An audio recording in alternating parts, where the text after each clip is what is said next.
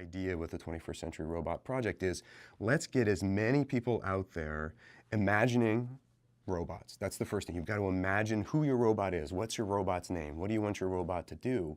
And then designing, building, and programming and sharing those robots. Because in that way, robots become a part of our lives just like our smartphones are. They become a part of our lives just like all of our other technology is. Right now, 3D printing technologies and 3D casting technologies are where microelectronics were back in the 80s. And we're on the forefront of using those to be able to revolutionize what you can do in a robot. A robot like Jimmy, in this particular project, could not have been built cost-effectively 15 years ago. Imagine being able to customize your robot just like you could customize your smartphone. Then let's also open source the development of it. So let's get makers and schools to say, here's the beginnings of the build of materials, of the mechanics that are inside them, but say, you can build whatever you want. And the only thing is, if you build something really, really awesome, just come back and share it with us.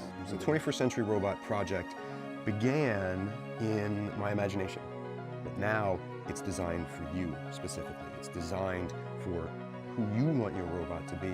And it kind of captures a little bit of your own humanity, your own dreams, of what you want your future to be like. You can actually just print it out and then have it walk around and talk to you.